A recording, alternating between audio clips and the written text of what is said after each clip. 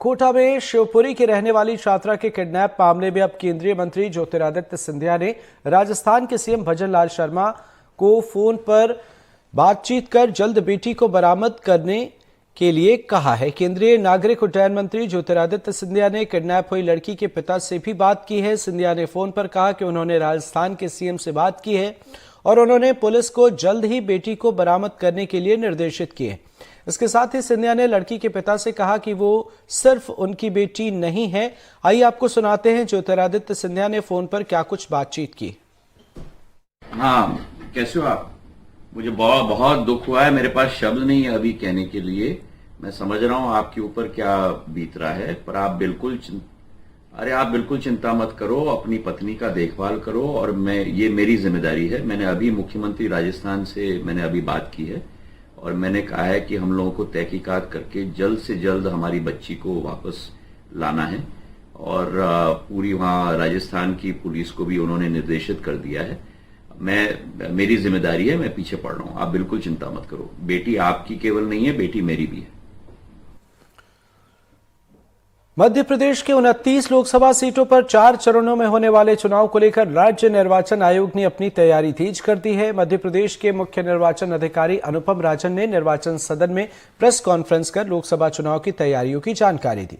अनुपम राजन ने कहा कि मध्य प्रदेश में 5,64,76,110 वोटर मतदान का प्रयोग करेंगे। एमपी में 85 साल से ज्यादा के कुल 2,89,503 मतदाता हैं, जबकि 5,79,130 दिव्यांग मतदाता दर्ज है, जिनको घर बैठे मतदान करने की सुविधा दी जाएगी। अनुपम राजन ने कहा कि 50% से ज्यादा मतदान केंद्रों पर लाइव स्ट्रीमिंग की जाएगी, जबकि ईवीएम मशीन का परिवहन करने वाली सभी गाड़ियों में जीपीएस लगाए जाएंगे। कितनी कंपनी लगेगी वो अभी हम लोगों ने अपनी मांग भेजी है। कंपनी जो हमको प्राप्त होगी, चूंकि 4 चरणों में चुनाव है, एक साथ कंपनी नहीं मिलती, जो प्राप्त होगी उसका डिप्लॉयमेंट किया जाएगा। थोड़ा सिक्योरिटी के कारण हम लोग इसको बहुत ज्यादा डिटेल नहीं करते हैं। सिंथेटिक मतदान केंद्र विधानसभा चुनाव के दौरान लगभग 16,000 थे इस बार। और एक चीज ये भी होती है, कई बार कैंडिडेट के नॉमिनेशन के हिसाब से सेंसिटिविटी बदलती भी रहती है। अचानक कोई क्षेत्र ज्यादा संवेदनशील हो जाता है। अभी के हिसाब से जो हमारे पास जानकारी है, जो जिलों से प्राप्त हुई है, तो लगभग 8,000 मतदान केंद्र हैं जो संवेदनशील चिन्हित किए गए। बालाघाट होगा, मंडला हो सकता है, झाबुआ हो सकता है। जो ट्राइबल एरियाज हैं इसमें थोड़ा सा ज्यादा है। प्रदेश के नर्सिंग कॉलेज की सभी लड़कियों की परीक्षा होगी। हाईकोर्ट का फैसला लड़कियों के पक्ष में आया है। श्याम शाह चिकित्सा महाविद्यालय और संजय गांधी अस्पताल से संबंध रखने वाले नर्सिंग कॉलेज अब अपने बच्चों की परीक्षा करा सकेंगे। रीवा मेडिकल कॉलेज के डीन मनोज इंदुलकर इस मामले में हाईकोर्ट गए थे, जहां से बच्चों के हक में फैसला हुआ है। श्याम शाह चिकित्सा महाविद्यालय को करीब 14 करोड़ रुपए से ज्यादा की रकम बिल्डिंग बनाने के लिए मिल गई है। यही नहीं, जो भी स्टाफ काम कर रहे हैं उन्हें भर्ती करने की अनुमति मिल गई है। आचार संहिता खत्म होने के बाद भर्ती प्रक्रिया शुरू होगी। मनोज इंदुलकर का कहना है कि हम पूरे तरीके से शासन की गाइडलाइन के हिसाब से अपने को तैयार कर लेंगे। बच्चों का भविष्य अब खराब नहीं होगा, उनकी परीक्षा होगी। रीवा संजय गांधी अस्पताल, श्याम शाह चिकित्सा महाविद्यालय के लिए एक अच्छी खबर। रीवा के नर्सिंग कॉलेज की मान्यता सरकार ने, या यूं कहें हाई कोर्ट ने खत्म कर दी थी। आज एक फिर फैसला आया जिसमें बच्चों की परीक्षा लेने के लिए एक बार फिर से अनुमति दे दी गई है। तमाम मसले पर बातचीत करने के लिए हमारे पास इस समय मौजूद हैं डीन श्याम शाह चिकित्सा महाविद्यालय मनोज इंदुलकर। सर, क्या है पूरा मामला? अभी जो सीबीआई के द्वारा काफ़ी सारे कॉलेजेस का इंस्पेक्शन किया गया था और उसमें हमारे कॉलेज का भी इंस्पेक्शन हुआ था, जिसमें कुछ कमियों की वजह से अनसुटेबल मेंशन कर दिया था उन्होंने। तो उसी को हम लोगों ने चैलेंज किया था। मैं ही ओआईसी था और अभी कल निर्णय ये आया है कि इसमें जो हमारे बच्चे हैं जो कॉमन सिलेक्शन लिस्ट के द्वारा यहाँ सिलेक्ट हुए थे पूरे एमपी के जो गवर्नमेंट के कॉलेजेस है उसमें, तो उनका ये कहना था कि भाई उनका टेन्योर तो चल ही रहा था, तो उनको एग्ज़ाम के लिए परमिशन दी जाए। तो उनकी प्ली यही थी, उनकी डिमांड यही थी। तो कोर्ट में इस बात को समझा और सुना और अभी जितने हमारे जो स्टूडेंट्स हैं और उनकी डिमांड पूरी हो गई है, उन लोगों को एग्ज़ाम देने दिया जाएगा। एग्ज़ाम में अगर वो पास हो जाते हैं तो उनको डिग्री और ये आगे भी रजिस्ट्रेशन प्राप्त हो जाएगा। तो क्या सर ये माना जाए कि अब पूरे मामले का जो भी 300 से ऊपर नर्सिंग कॉलेज थे, 66 की बिल्कुल मान्यता संकट पर थी, एक तरीके से मामले का पटाक्षेप हो गया। अब पूरा मापदंड बच्चों की परीक्षा पर आकर अभी पूरा वो खत्म तो नहीं हुआ है, जो उनके गाइडलाइन है, जो उनके मानक कहेंगे वो तो पूरा करना ही होगा, तभी वो कॉलेजेस सूटेबल कहलाएंगे। तो शासन पूरी कोशिश में है कि जल्द से जल्द इसको हम इसकी डिफिशियंसी को दूर करके और इसको सूटेबल कर दे। अब आपके कॉलेज की मान्यता जब खतरे में थी तो किस तरीके से, कितनी जल्दी बिल्डिंग और क्या पैसे वगैरह का इंतजाम है? अभी वर्तमान में हमारे जो माननीय उप मुख्यमंत्री चिकित्सा शिक्षा मंत्री की पहल पर इसमें सामान्य परिषद की बैठक हुई थी, जिसमें ये कहा गया था कि 14.8 करोड़ रुपए पुनः निर्माण के लिए दिए जाएंगे। तो ये प्रकरण अभी शासन स्तर पर चल रहा है और कुछ ही दिनों में ये हम लोगों को जैसे ही हमारा डीपीआर वहाँ जमा होता है तो ये कार्य भी पूर्ण हो जाएगा। दूसरा, हमारी जो फैकल्टी की कमी थी उसके लिए हमारी अनुसूची आ गई है कि वो पद सैंक्शन हो गएंगे, तो कुछ ही समय में शायद जल्दी से जल्द चुनाव के पश्चात हम लोग इस कमी को भी पूरा कर। ये थे हमारे साथ dean medical college Manoj Indulkar, जिनका साफ तौर से कहना था 14 करोड़ से ज्यादा की रकम हमें मिलने वाली है, उससे हम भवन बना लेंगे। फैकल्टी का भी पूरा हो गया है। अब सूचना के बाद जैसे ही सब कुछ सामान्य होगा, हम पूरी तरीके से अपने कॉलेज को बेहतर बना लेंगे और मान्यता के दायरे में आ जाएंगे। एनडीटीवी के लिए मैं जावेद अंसारी। पन्ना जिले में मिलावटी दूध का कारोबार तेजी से फल फूल रहा है। यही कारण है कि आए दिन लोग इस मिलावटी दूध को पीकर बीमार हो रहे हैं। जिला चिकित्सालय पन्ना में भी इन दिनों मरीजों की संख्या में इजाफा देखने को मिल रहा है और इसी के चलते खाद्य विभाग और पुलिस की टीम ने मिलावटी दूध बेचने वालों पर छापेमार कार्रवाई की है। इस दौरान कई मिलावटी दूध विक्रेता अपना दूध छोड़कर भाग खड़े हुए। हालांकि कुछ दूध विक्रेताओं को पुलिस और खाद्य विभाग की टीम पकड़ने में कामयाब भी रही। उनके पास से सैंपल लिए गए हैं। मामले में जांच जारी है। दूध एवं दूध उत्पादों को लेकर के शासन द्वारा विशिष्ट कार्रवाई के निर्देश प्राप्त हैं। साथ ही साथ सामने त्योहार भी है और इन्हीं सब चीज़ों को ध्यान में रखते हुए कि त्योहारों पर किसी प्रकार की कोई गड़बड़ी और मिलावट ना हो पाए, निरंतर निरीक्षण किए जा रहे हैं। इसी क्रम में आज अजयगढ़ में तहसीलदार साहब के कलेक्टर साहब ने निर्देश दिए हैं कि तहसीलदार साहब के मार्गदर्शन में कार्रवाई की जाए। उसी क्रम में आज तहसीलदार साहब के मार्गदर्शन में यहाँ पर कार्रवाई जारी है। सर्वप्रथम हमने यहाँ चटोरी चटकारा चौपाटी जो जय स्तंभ के पास है, यहाँ पर पनीर का नमूना लिया है और आगे अभी कार्रवाई के लिए जा रहे हैं। और इस प्रकार की कार्रवाइयाँ चूँकि हाईकोर्ट में एक मैटर चल रहा है, उसको लेकर के कार्रवाइयाँ अभी निरंतर जारी रहेंगी। अनूपपुर में बेमौसम बारिश ने किसानों की परेशानी बढ़ा दी। बीते 3 दिनों से कई गांवों में तेज बारिश के साथ ओले बरस रहे हैं। ओलों की बारिश इतनी हुई है कि पूरा इलाका बर्फ की चादर से ढक गया है। पुष्पराजगढ़ में बर्फ से कुछ गांवों में कच्चे घरों की छत टूट गए। किसानों की खलिहान में रखी फसलें बर्बाद हो गईं। इस बार बेमौसम बारिश से किसानों को भारी नुकसान हुआ है। इससे पहले ओलों की बारिश से किसानों की चना, मटर, सरसों और गेहूं जैसी फसलों को काफी नुकसान पहुंचा। अब बाकी बचे हुए फसल भी बर्बाद होते नजर आ रहे हैं।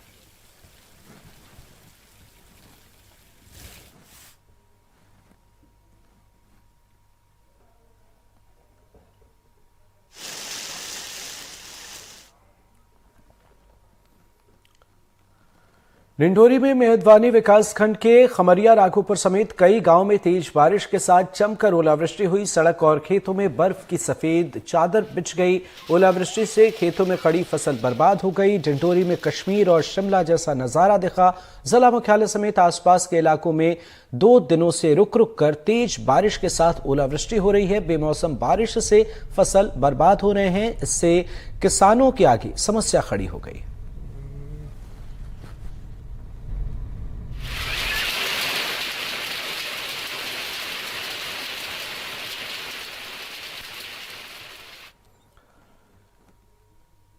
जबलपुर में रेलवे कर्मचारी और उसकी बेटी की हत्याकांड मामले में दोनों आरोपी कर्मचारी की बेटी और उसके प्रेमी को अब तक गिरफ्तार नहीं किया जा चुका। इस बीच छत्तीसगढ़ की एक कंपनी ने आरोपी मुकुल सिंह के खाते में 30,000 रुपए जमा किए हैं, जिसकी पुलिस जांच करेगी।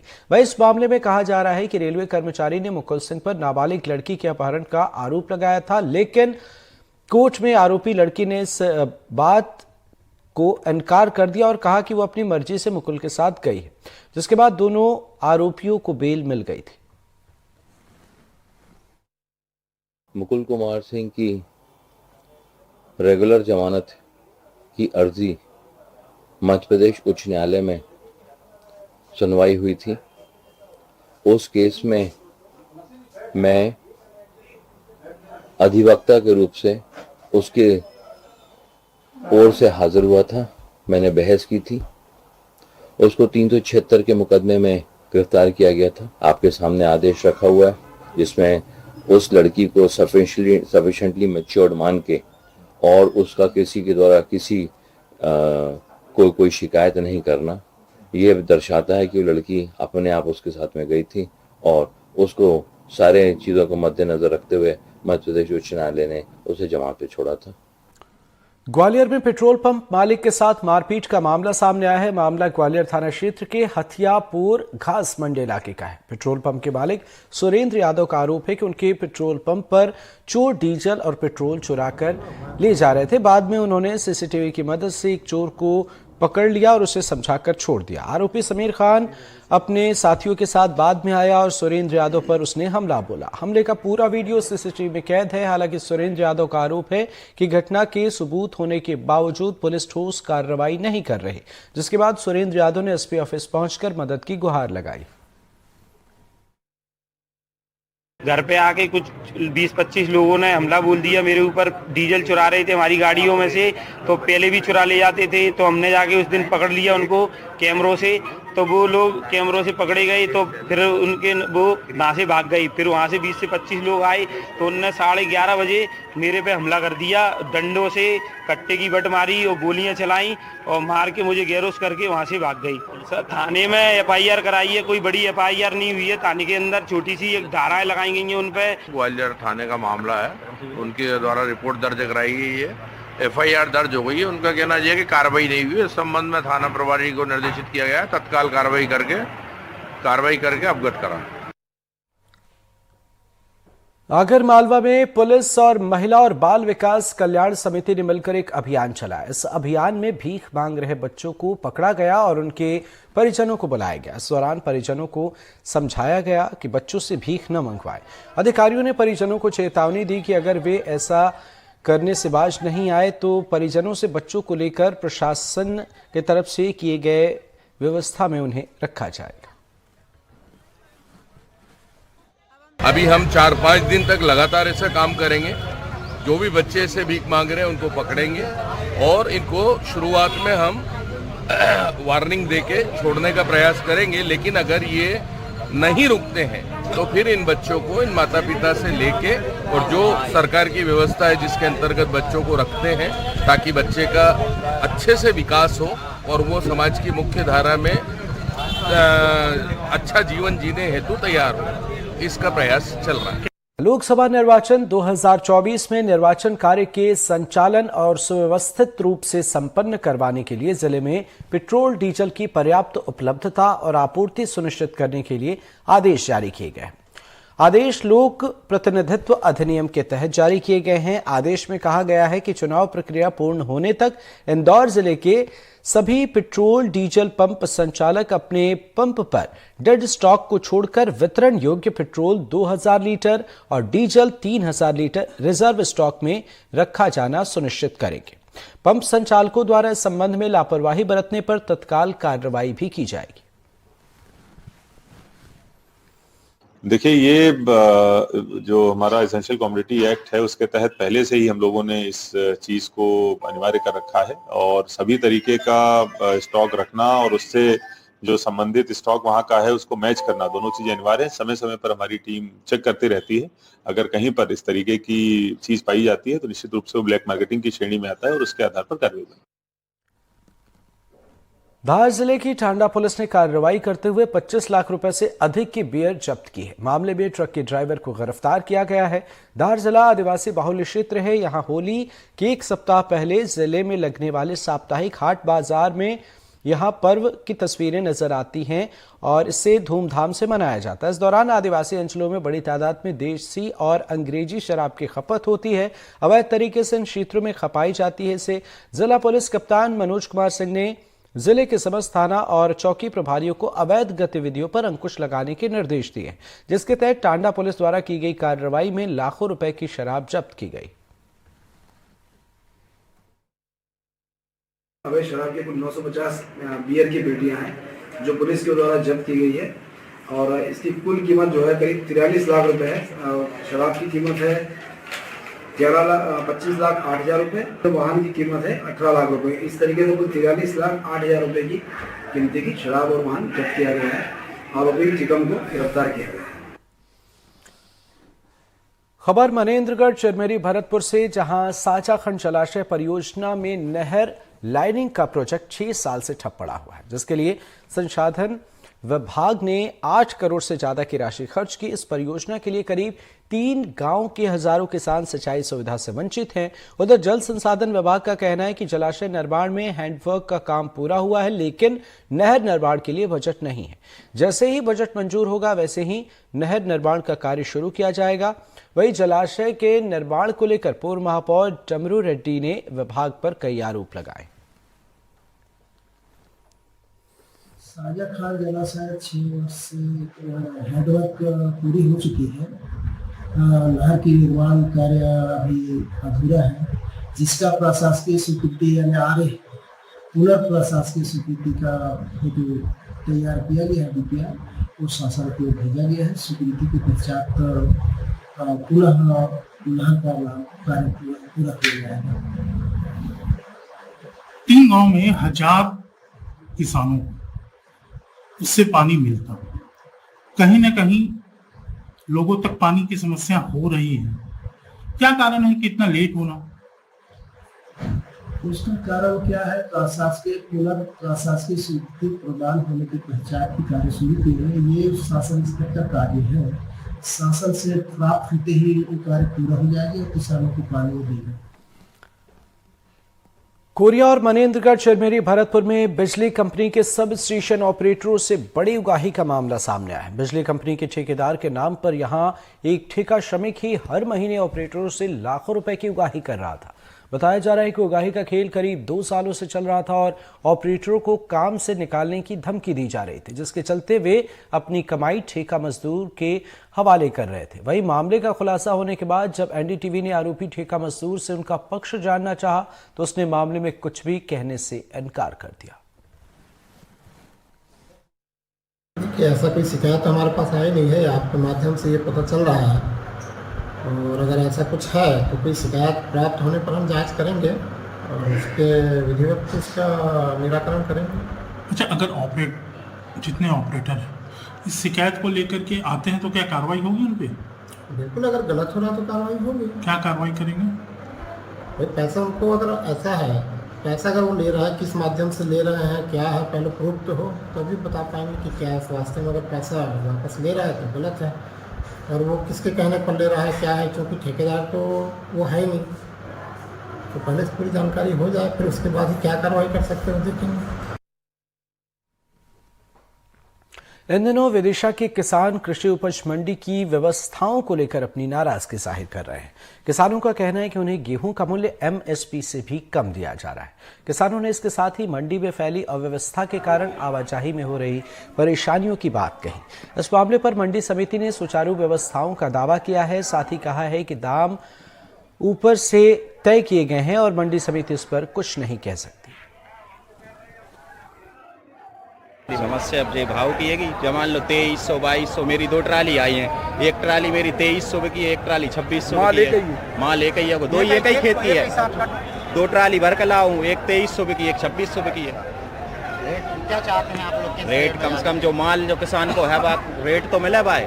का तुम्हारी ज्यादा जो ट्राली है अपनी भाई तुम 2600 खरीद ली, कम ट्राली है भाई 2300 खरीद ली। अच्छा, एक आध ट्राली खरीद रहे हैं बस। और ये सब ट्राली हैंगी 3-4 हमारे आसपास की गांव की हैंगी, मतलब खेत मेड़ से मेड़ हैंगी, कहीं के की 2200 हैगी, कहीं के की 2700 हैगी, लेकिन रेट कोई है ही नहीं है निश्चित। मंडी कमेटी कोई व्यवस्था नहीं है, ट्रालियाँ मिरालियाँ सब परेशान है किसान पूरी तरह से। और रेट में क्या स्थिति है? रेट में स्थिति गड़बड़ है, 2700 होने चाहिए पीसी, 2700 का सरकार का रेट था। अब कितनी मिल रही? 22, 23, 24। अरे हम चाह रहे थे 2700-2800 तो बिके कम से करार। अभी कितना बिक रहा है? अभी 22 23 2410 गई मेरी। रेट तो क्या है, मंडी के हाथ में होते नहीं, ये तो ऊपर से चलते रहते हैं मार्केट से, तो उसके अपने हाथ में कुछ होता नहीं है। बाकी तो रेट अच्छे ही चल रहे हैं, अगर कम चल रहे होंगे तो किसान ज़्यादा माल लाता नहीं। किसान अगर ज़्यादा ला रहा है तो इसका मतलब रेट उसके हिसाब से है, मन माफिक है। बाकी बेचने वाले को तो हमें ही लगता है कि हमारे रेट कम है।